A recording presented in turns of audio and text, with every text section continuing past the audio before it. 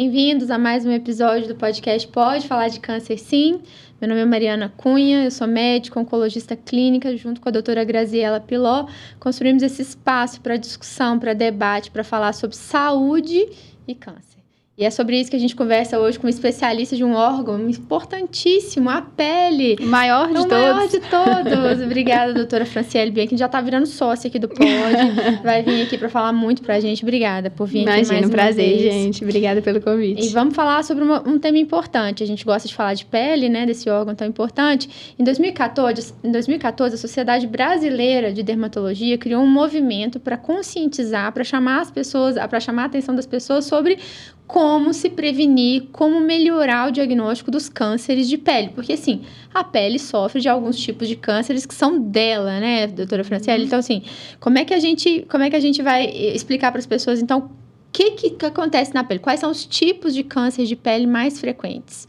E como eles acontecem, né? Bom, então, assim, primeiro a gente tem que lembrar que o câncer de pele é o câncer mais comum, né, do mundo, assim, de todos os órgãos, o câncer de pele realmente vai ser o mais frequente, porque a pele tá, né, super exposta, é um órgão muito grande, e o fator de risco tá aí, né, que é principalmente o sol.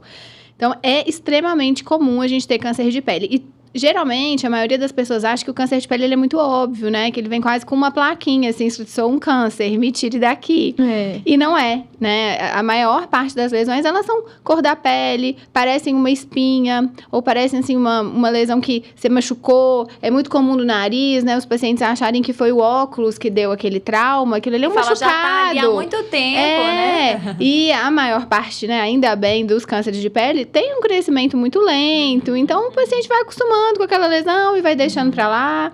Mas eu sempre gosto de frisar isso. Nem todo câncer de pele é marrom, né? É uma pinta. Cabeluda, preta, horrorosa. Que vai estar pulando ali na pele. Isso é, na verdade, a minoria dos cânceres de pele. Sim, o subtipo mais complicado e mais grave, que mais mata é o melanoma. E aí ele tende a ser acastanhado, né? E parecendo uma pinta mesmo. Mas os mais frequentes, que são os carcinomas, basocelular e espinocelular, geralmente eles não têm esse pigmento. Eles são lesões mesmo cor da pele, ou levemente vermelhas, inflamadas. E é muito comum o paciente achar que é uma espinha ou que é realmente uma lesão traumática, um machucado. E aquele machucado tá ali, não cicatriza, mas também não dói, também geralmente não sangra, não coça, não incomoda. Então vai deixando, o paciente vai deixando até que você fala, uai, isso aqui tem quanto tempo? Tem muito tempo, tem 2 anos que eu tenho isso aí. Então, o que tem que chamar a atenção, assim, para um paciente? Já que não tem essa característica, né? Regra, né? Essa regra. Absoluta. O que vai chamar a atenção para o paciente falar assim, gente, eu acho que eu devia olhar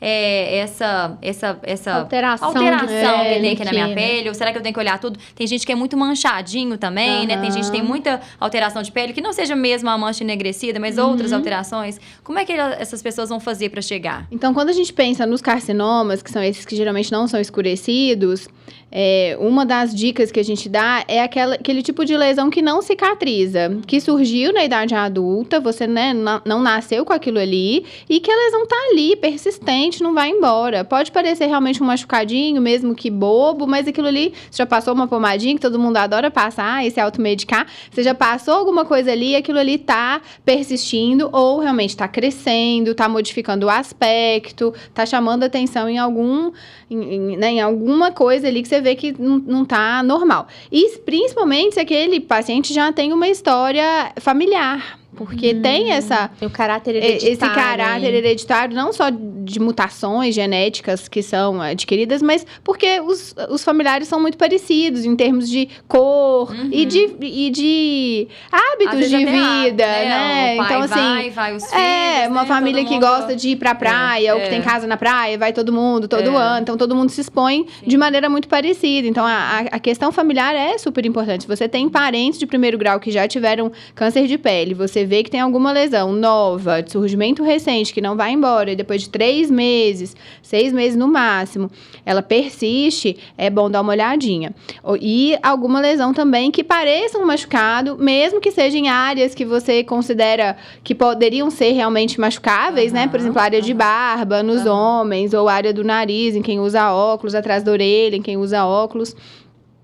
machucado tem que em algum momento cicatrizar. E se não cicatrizou, pode ficar atento. E com relação ao melanoma, que seriam esses acastanhados, aí a gente tem alguns critérios, aquela regrinha do ABCDE, que vai dar algumas dicas pra gente se aquela lesão é só uma pinta mesmo, benigna, ou realmente um melanoma. E dentro disso, acho que existe uma confusão, né, a respeito de câncer de pele. A pessoa às vezes faz a leitura equivocada de que é uma coisinha simples, eu vou ali, trato.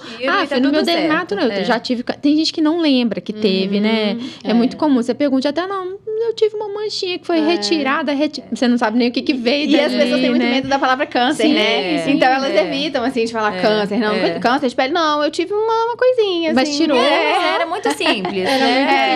E vamos só contextualizar. Existem pelo menos 3 tipos, né? 3 grandes grupos de cânceres que acometem a pele, não é isso? Isso. Então, os 2 primeiros são os carcinomas, que esses realmente são mais raros de dar metástase, ou seja, de espalhar para outros órgãos, mas podem, sim, espalhar.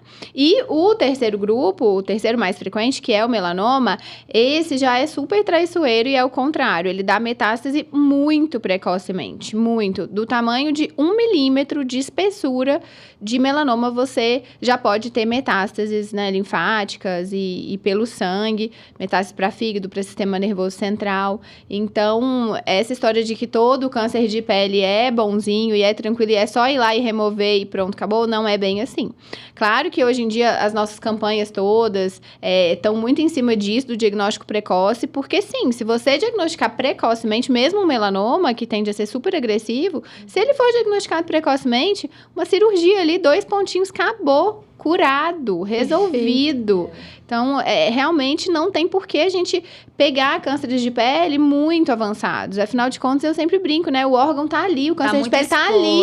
Né? É só você olhar e ele tá ali. Não é um órgão que você precisa de um exame invasivo para detectar. Então, assim, realmente, a tendência é que daqui a pouco a gente não tenha mais cânceres de peles avançados, né? Se todo mundo tivesse a consciência, inclusive outros médicos, eu sempre falo, né, para os outros colegas, assim, você vai examinar um pulmão, vai auscultar lá o tórax do paciente, tem uma pinta esquisita, chama atenção para o paciente, porque é uma área que às vezes ele não vê, né? Doce. E tem também aquele cenário que o paciente às vezes descobre um câncer, às vezes com metástase, e a hora que, quando biopsia, quando faz a reflexão toda ali, chega ao diagnóstico de que era um câncer de pele, mas ele não estava aparente. Um exemplo disso é o melanoma, que pode acontecer, e às vezes vai rastrear e não tem nenhuma lesão cutânea, na pele, visível. Isso é possível também, tá, gente? Não é história pra contar, não. Porque um dia um paciente me perguntou se não era história pra contar. Isso acontece, às vezes, das metástases serem diagnosticadas antes do câncer de pele, né? Então, às vezes, você acha lá no fígado uma lesão tumoral, você faz a biópsia, opa, uma metástase de melanoma. Ué, mas cadê o melanoma? Você já teve melanoma? Você vai perguntar pro paciente e ele fala que não. E aí, por isso que a gente sempre tem que frisar. Quais são os cenários mais comuns de ter acontecido isso? De você ter achado metástase de câncer de pele sem o câncer de pele ter sido diagnosticado num primeiro momento. O cenário mais comum é que aquele paciente tirou alguma lesão de pele ou queimou alguma lesão de pele que era um câncer e que ele não viu ou que não foi, né, feito o diagnóstico a tempo. E aí a lesão primária se perdeu, mas ela foi suficientemente grande para dar uma metástase. E é engraçado que tem muito isso ainda, né? Essa coisa de queimar essas lesões de pele, que às vezes elas são tão pequenininhas que falam, isso é bobeira. Deixa eu queimar aqui que já resolve. Resolveu aquela ali, mas, né? Exatamente. A gente ficou sem saber o diagnóstico. Exatamente. Então, a gente bate muito nessa tecla de evitar ao máximo queimar lesão de pele, principalmente com quem não é especialista. Às vezes você vai queimar ali com cirurgião geral, até podólogo, né? Outras profissões, às vezes tem ali cautério, alguma coisa. Então, assim, queimar lesões que você não tem absoluta certeza da benignidade delas é muito arriscado. Porque você pode estar queimando realmente uma lesão que, mesmo que diminuta, ela pode já estar dando metástase. No caso do melanoma é o que eu falei, 1 milímetro. Né? E aí você acha que o problema resolveu, acabou, aquilo ali virou uma cicatriz e pronto. Mas não, né? Aquele processo já tá indo pra frente. Mas além, então, de alguma lesão que pode ter sido, assim, retirada ou queimada, erroneamente, sem esse diagnóstico, a gente sabe que às vezes o tumor primário, ele regride. A gente tem uma agressão ali do próprio sistema imunológico que combate, que quer destruir aquela lesão, e realmente você pode conseguir destruir a lesão primária. Às vezes era muito pequenininha, né? Saiu exatamente. E ficaram e essa destruição não deu tempo de prevenir a metástase. A metástase foi, mas a lesão primária, né, foi consumida. E o terceiro cenário para isso acontecer é que o melanoma não é exclusivo da pele. Você pode ter melanoma de outras áreas, então, assim, até de sistema nervoso central, de região ocular, né? De ouvido interno, né? Você pode ter, e de mucosa.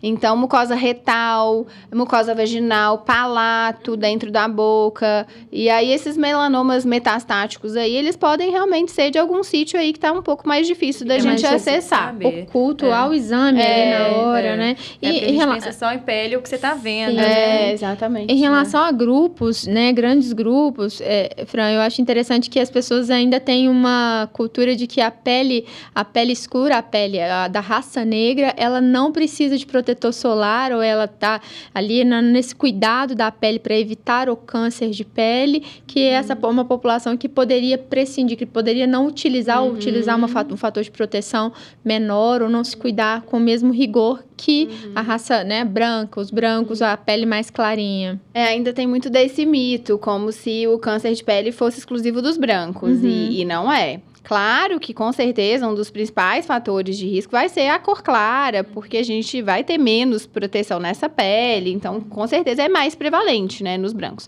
Mas os negros também têm câncer de pele. Tem carcinomas, inclusive, e melanoma. Eu sempre gosto de dar o exemplo do Bob Marley, que ele morreu de melanoma. Então, ele era negro e morreu disso, né? Então, não é porque é negro que está isento. Inclusive, tem um tipo de melanoma que é mais prevalente nos negros em detrimento aos brancos, que é aquele melanoma das extremidades, seja da unha ou das palmas e das plantas. Então, né, dos pés e das mãos. Esse melanoma é mais comum nos negros do que nos brancos.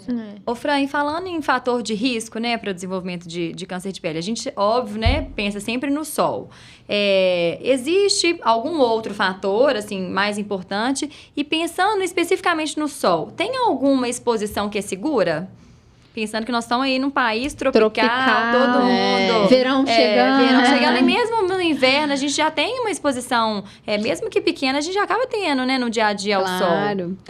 Então, começando pelos fatores de risco, o fototipo claro, ou seja, o paciente branco, loiro, dos olhos claros, esse é o protótipo do câncer de pele, com certeza é o principal fator. Mas existem outros, então, paciente que tem múltiplas pintas, que a gente chama de nevo. Só de ter muitas pintas, você já se torna um paciente de risco para o melanoma. Então tá, eu não tenho muitas pintas, mas eu tenho pintas atípicas, nevos atípicos, que são aquelas lesões disformes, assim, irregulares, atípicas mesmo, e que tem várias cores, ou que tem um relevo diferente. Então, ter os nevos esquisitos, vamos dizer assim, né, atípicos, também é um fator de risco, mesmo que você não tenha grande quantidade deles. História na família, como a gente já falou, é um outro fator de risco. Já nasce com eles? Não necessariamente. Não necessariamente. Pode pintas, aparecer. Né, nevos, geralmente a gente adquire na primeira infância. Até os 10 anos aí que o sol que a gente tomar até os 10 anos vai ser responsável pela quantidade de pinta que a gente vai ter. Mas até 40 anos a gente ainda surgem nevos novos, pintas novas. A quantidade que a gente toma de sol até os 10 anos, é o que vai ser o principal determinante da quantidade de pinta que você tem na vida adulta. É por isso que filho de dermatologista tá sempre com blusa, aquelas blusas de branco, né? As crianças brincando na praia, a gente sabe quando é filho de dermato, né? Isso mesmo.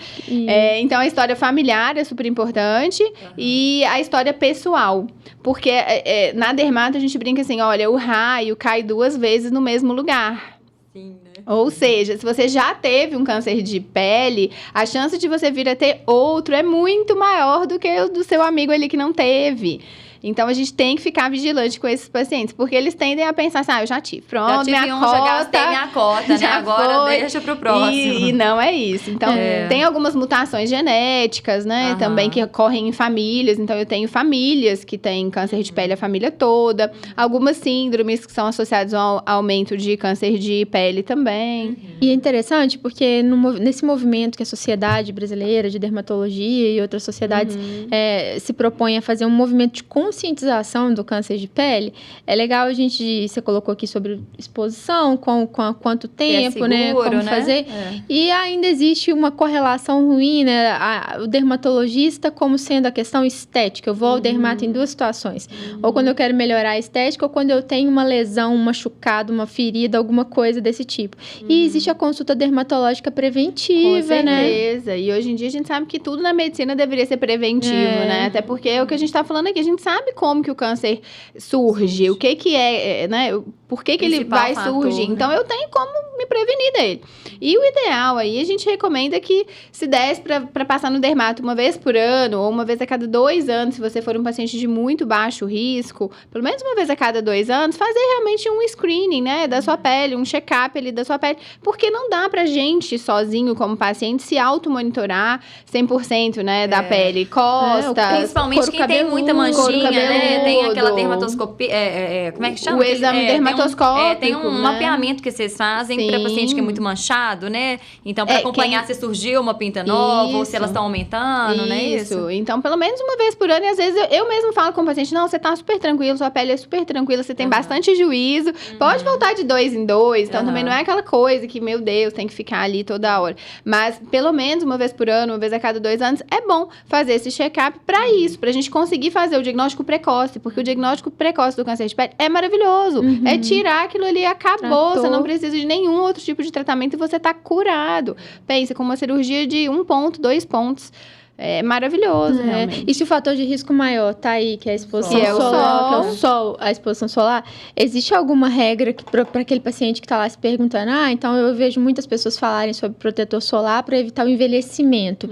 Existe uma regra, tem que usar mais protetor para evitar o câncer ou não? É a mesma regra, envelhecimento e câncer, é a mesma quantidade de protetor ali? A maior parte dos cânceres, eles estão mais associados com a exposição aguda ao sol. Então, seria aquele episódio que você teve uma queimadura solar. Aquelas insolações. Mas aí queimadura, o paciente pensa muito como bolha, né? E aí todo mundo fala, eu nunca tive bolha, então ótimo, não tem problema. Ótimo. Não é isso. A queimadura de 1º grau é o eritema, ou seja, é a vermelhidão. E aí eu pergunto, quantos brasileiros nunca ficaram vermelhos na vida, né? Assim, acho que eu não vejo ninguém que nunca ficou vermelho. E aí eu atendo muito paciente de câncer de pele, eu pergunto, e como que foi na juventude? Você ficava vermelho? Sempre. Toda hora, todo final de semana eu ficava vermelha. Era até bonitinho, né? Pra deixar a marca, exatamente. Deixa uma marquinha lá do... Então, ficar vermelho queimou, né? E isso aumenta demais o seu risco aí. Uma bolha na vida aumenta em 10 vezes o seu risco de câncer de pele. Então, não existe um sol seguro, que você me perguntou antes, né? Assim, não existe um sol seguro. Claro que a gente sabe que a incidência mais grave é aquela ao redor do meio-dia, de 10 a 16, mas no Brasil a gente não segue muito esse relógio, né? Tem 8h30 da manhã, 9 horas da manhã, você já pode ter índices UV, ultravioleta muito altos. Assim como 5 horas da tarde você ainda pode, principalmente ali região de Nordeste. E aí, por isso, o protetor solar, a quantidade é a mesma e o tipo de protetor... E tem fator de proteção mínima, pensando nesses cuidados? Mínimo 30. O mínimo é 30. A SBD preconiza isso, né? Pra evitar todos câncer, os guidelines é 30. Mesmo o negro.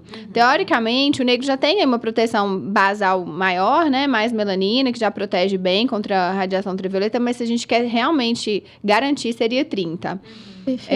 E quanto mais, melhor em termos de proteção para o câncer de pele. Realmente, quanto mais mais alto, melhor o fator, né? Quanto mais alto for você utilizar, com certeza é melhor. E reaplicar. Porque a gente esquece passa uma vez de e fala, reaplicar. passei.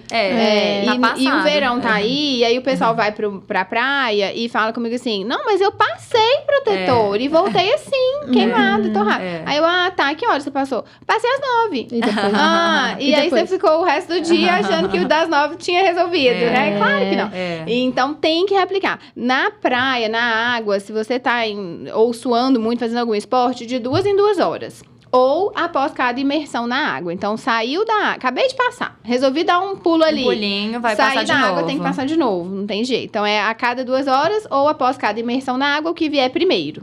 Tá. Mas, além do protetor creme ali, né, de passar, a gente tem que lembrar das medidas de barreiras, as medidas físicas que são maravilhosas e até mais eficientes e mais econômicas que usar o protetor. Porque senão você tem que usar tubos e tubos de protetor numas férias aí de uma semana. Por exemplo, você fala as blusas de proteção solar, A blusa, o V, o boné, o óculos de sol, que também, né, ajuda muito. Luvinha, tem luvinha.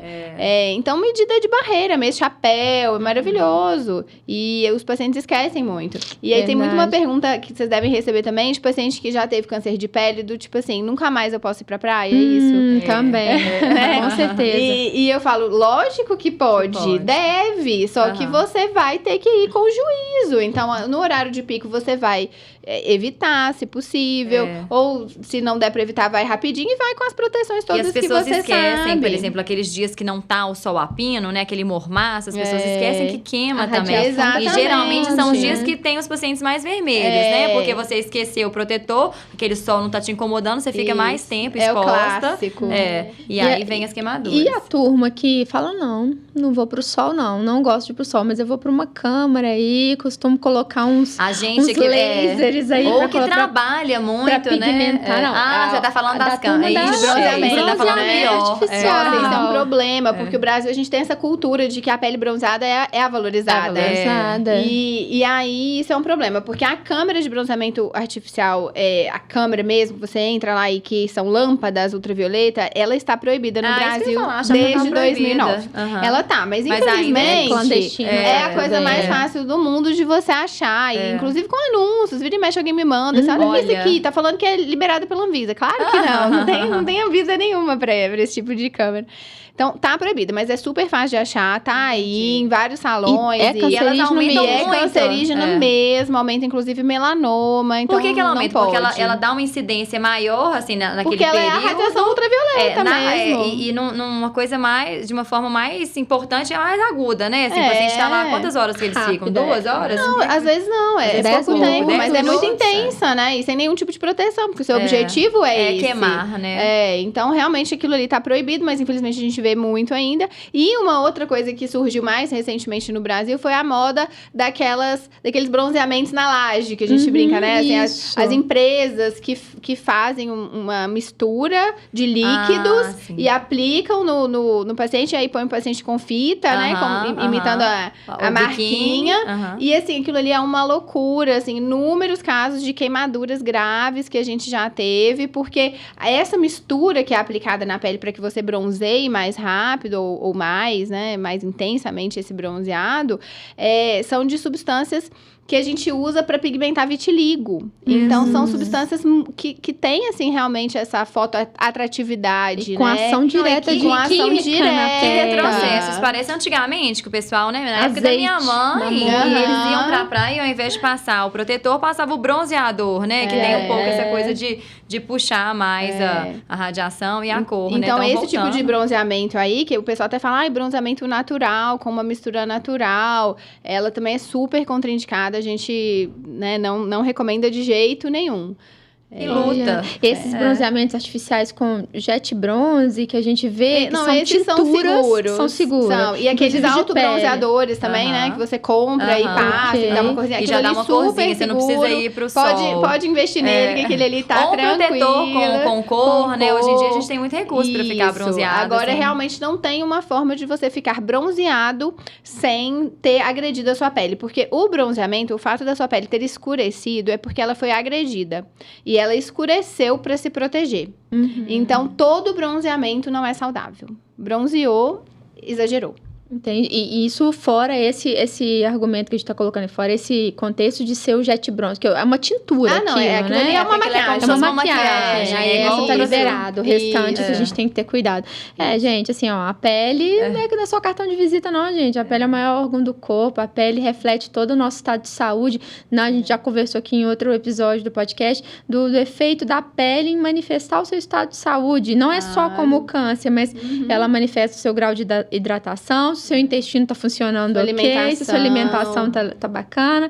E né, nesse boom que a gente tá vivenciando hoje de informações especialmente voltadas para a beleza, para a juventude eterna, né, o envelhecer com qualidade, o sol não é inimigo, o sol é amigo, o sol é luz potente de vida. Com a gente certeza. quer aqui só colocar. Né? Tem, na saúde mental aí é tão importante, né, orientar, que a gente precisa. Por isso que eu falo muito, assim, dessa exposição, né?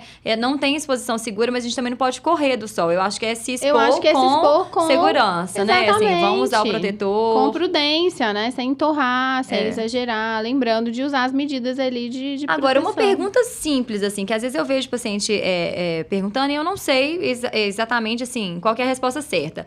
Existem as blusas com proteção solar.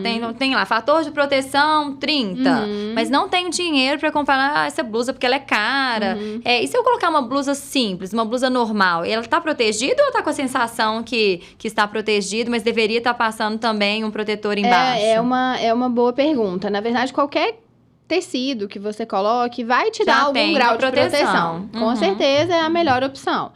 Só que a gente não tem muito como mensurar, porque o grau de proteção do tecido, ele vai depender de duas coisas. Do tipo do fio e da trama do fio, né? Da malha. Porque se for uma trama muito aberta, você passa a radiação nos buraquinhos. Então, tem que ser uma traminha muito fechadinha. E alguns fios, por exemplo, os fios que tem realmente uma fibrinha metálica ali, eles são muito mais eficientes. Por isso que a gente tem blusas UVs com fator 90 e outras 30, 50, enfim. É porque o fio é diferente. Entendi. E aí, se você põe, por exemplo, uma blusa de algodão, você não sabe muito bem quanto que aquilo ali tá te protegendo. E o medo é que você fica com aquela falsa sensação que tá tudo certo e fica mais tempo exposta ao sol. É a mesma coisa do mormaço, mas né? na pior das hipóteses, assim, é uma boa alternativa. E fora o sol, quais os outros fatores de risco em relação ao ambiente as pessoas devem se preocupar? Pergunta frequente. O calor gera câncer de pele? Ou a tela, né? Porque hoje em dia muita gente trabalhando em casa, trabalhando no computador o dia todo. Calor, as questões físicas. Eu tô no ambiente aqui que é muita radiação.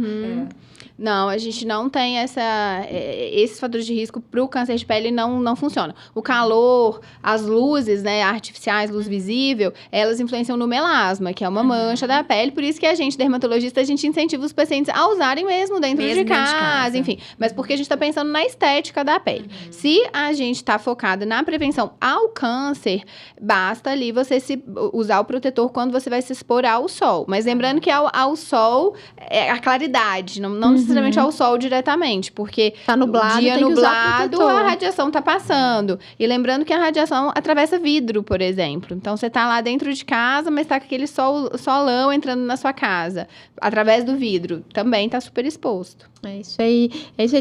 Tem coisas demais aqui, tá, gente? Pra gente explorar aqui, mas hoje a gente trouxe especialmente essas reflexões a respeito da pele, dos cânceres de pele, com essa convidada super especial. Obrigada de novo, Fran. Queria que você deixasse um recado pra turma aqui em relação a esses cuidados, né? Que a gente tá aí nesse dezembro laranja, de conscientização da importância de tudo, de como que as pessoas podem fazer esse recado mesmo, chegar na sua prática, na sua rotina, pra virar hábito, pra virar saúde. Eu acho, primeira coisa, então assim, o verão tá aí, pode curtir o verão é maravilhoso, eu também adoro água e praia, mas com aquela cautela, né, toda que a gente conversou. E uma outra coisa que eu queria chamar a atenção é porque, além do próprio paciente tomar conta da sua pele, uma coisa muito importante é o cônjuge ou aquela pessoa muito próxima ficar de olho na pele alheia, né? A gente tem vários trabalhos mostrando que a pessoa mais importante para o diagnóstico de câncer de pele tem sido o cônjuge. Do tipo, você não tinha essa pinta, você não tinha essa lesão. Então, prestar gente ficar atento nas pessoas que a gente ama mesmo e redobrar esse cuidado. Não só porque algumas áreas são difíceis do próprio paciente acompanhar, mas porque o paciente se vê todo dia e acaba normalizando normalizando aquela lesão, acaba acostumando. E aí, se vem uma pessoa de fora e fala, olha, mas isso aqui tá estranho, tá diferente, você já olhou isso? Aí você acende aquele alerta. Excelente. E outra coisa que eu sempre friso no Dezembro Laranja é a questão dos jovens, porque ainda tem muito esse mito de que o câncer de pele é do idoso, que tá da acumulando pessoa mutação velha. ao longo da vida. Exatamente. E isso para os carcinomas realmente tende a ser uma verdade, apesar de que eu já diagnostiquei várias vezes em pacientes antes dos 30 anos carcinomas, mas no caso do melanoma, isso não é uma verdade. O melanoma atinge, sim, muitos jovens, de 15 a 29 anos, é um dos cânceres mais frequentes nessa faixa etária.